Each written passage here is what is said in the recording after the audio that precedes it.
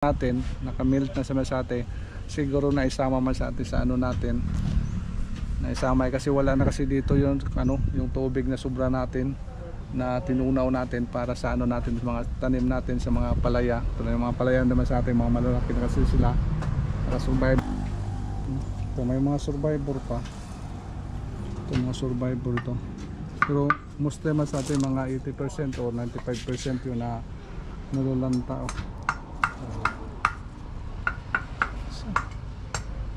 Kasi yung nangyari sa atin, ginanong ko ito masate, pinunok ito ng tubig, ganito tubig, tinitimpla dito, nalagay doon, nangyari masate, ngayon mangyari wala, talagang malas masate yung ano natin seedling dito. Manibago na naman tayo masate, sige lang para tayo mag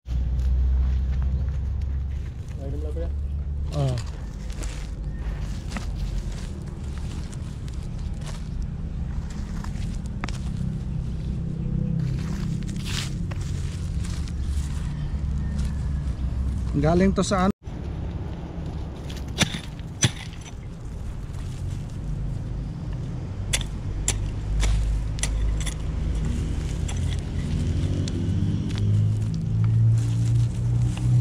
okay.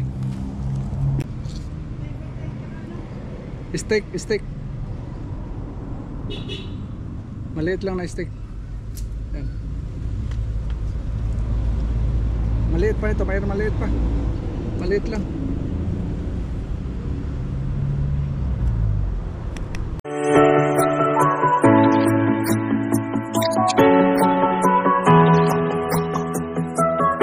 Magandang hapon masate. Napakasakit masate, nanghihinayang ko masate sa ano natin dito, sa mga seedling. Grabe. Nagkuha na siya masate, naglagay ako ng pataba sa mga ano, mga tinanim na natin dito, yung ampalaya, tapos yung mga ano natin, yung mga kamatis natin. Kaya hindi ko na malaya masate yung kamalian ko, talagang sayang. Grabe masate yung pangyayari. Kaya ipashare ko sa inyo masate yung naranasan ko dito ngayon sa nursery natin, sa garden. Ito sa likod masate. Ayaw ko na sana tumingin, pero hindi masate, hindi tayo tumingin kasi nandito lang, di ba? Nag-apply kasi masate ng mga pataba sa mga ano natin, sa mga naitanim na dito lahat, yung mga kamatis, tapos ampalaya. Grabe, hindi ko napansin masate na may natira kasi akong ano, na lagay sa balde na tinunaw masate ba, sa tubig, na ilagay ko dito sa loob.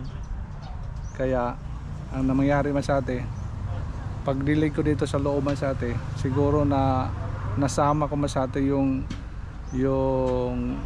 urea na minelt natin, nakamelt na sa masate, siguro na isama masate sa ano natin, na isama kasi wala na kasi dito yung ano, yung tubig na sobra natin na tinunaw natin para sa ano natin, mga tanim natin sa mga palaya. Ito na yung mga palaya naman sa atin, mga malalaki na kasi sila nakasurvive na ito masate. Kailangan ito ng ano, dito ko na in-apply, taba na sila. At saka yung kamatis natin, dito ko in-apply masate. Tapos may natitira kasi ako mga kalahatis yung balde, yun na pinasok ko doon sa nursery masate, yung ano natin. Kaya tingnan na masate, grabe, hihinayang ko masate sa ano seedling natin. Dito kasi ito nilagay ko masate, dito nilagay ko ng kalahati, dito kalahati. Tapos nailagay ko doon masate yung ano natin, tubig dito sa loob ng balde, nailagay ko dyan.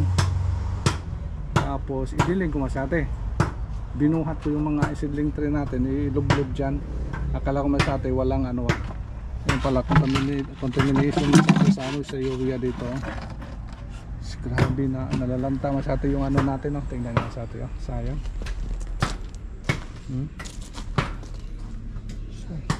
ito sa atin. Yung talong natin, matataba na yung talong natin, oh. Oh. Kahapon ito nangyari.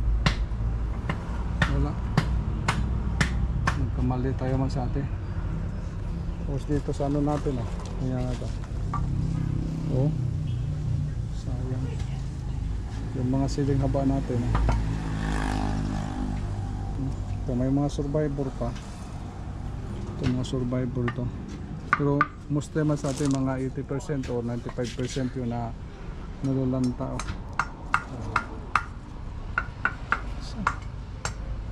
Kasi yung nangyari man sa atin, ginanong ko ito man sa atin. Pinuno ko ito ng tubig. Ganito tubig. Yan. Puno kong tubig ito man sa atin kung magdilig ako. Tapos yun na. Puno ko ito. Tapos yung seedling tray natin, buhatin na natin man sa atin. Tapos ilagay natin dito para mabasa talaga sila lahat. Yan, mapuno siya hanggang dito. Siguro umabot kasi dito man sa atin yung ano, yung tubig dito sa stem. Yan dito sa stem talaga. Okay lang siguro dun sa dulo lang. Talagang kamali ako masyado na nalagyan natin ng ano, urea. Ano pa naman tama sa atin, isang sardinas sa isang balde. Kaya tuloy nangyari ito mas atin nangyari. Wala tayong magawa. Ito na, sayang na. Panibago na naman to. Wala itong chance. Kung mabubuhay ito, baka masakit din na masyado. Kaya lesson learned ito sa atin sa mga nagsisidling.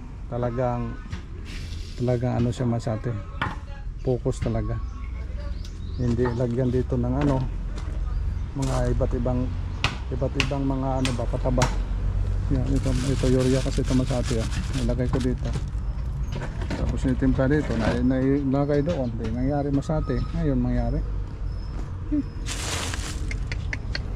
wala, talagang malas masate yung ano natin seedling dito. Manibago na naman tayo sa atin. Sige lang, wala tayong magawa. Nandito na yan.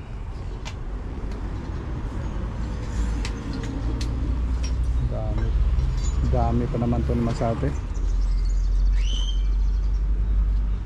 Buti na lang yung mga ano natin, yung mga iba nating ano, seedling na nailipat na. Sigurado pagalitan tayo dito naman sa atin ni Mrs. Tanga sa atin. Kaya wala tayong magawa sa atin. Move on. Kaya mag-ano tama sa atin sa sunod. Medyo talagang ano na tayo. Careful na tayo sa atin. Careful na tayo dito sa mga ano natin seedling. Kasi yung mga seedling kasi mga ano pa yan sa atin, mga bata pa. Hindi pa yan makasurvive.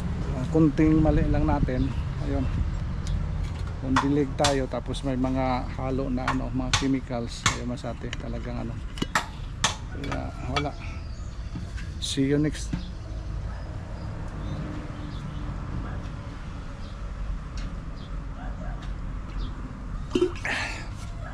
Diyan tayo matuto masate sa mga mali, kaya talagang sunod. Hindi na maulit yan. Sayang, taba naman yung seedling natin. Kaya salamat na sa atin sa inyong walang sawang support sa aming YouTube channel. Thank you so much for watching. Yan muna yung sisir ko sa inyo ngayon hapon. Bye bye. Seedling man tayo ulit man sa atin. Sayang, mga matataba na yung mga ano natin, mga kamatis, kasabayan kasi din sa atin. Na i-transplant natin, lumalaki na sila.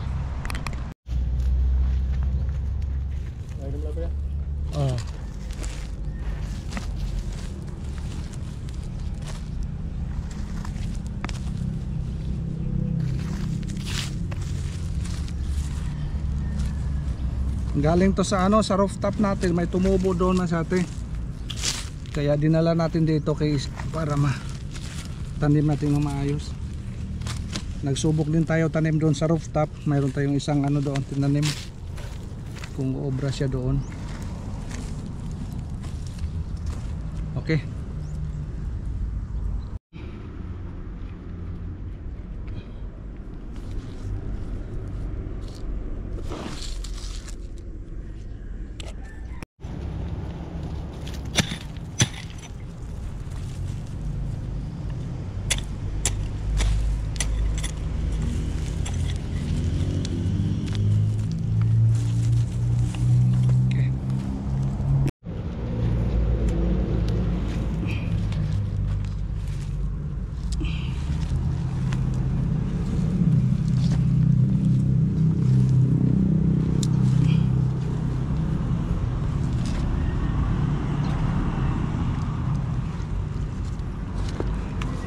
Lanta naman ito ba sa ate?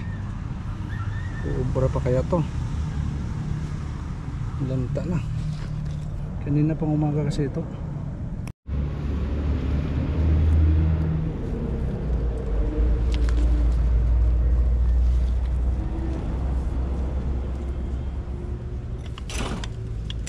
Bigyan mo ako ng steaklets.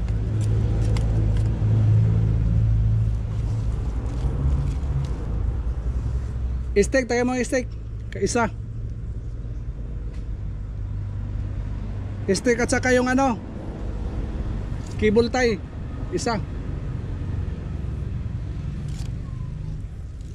Lalayan din ng tali kasi naano na siya masate oh.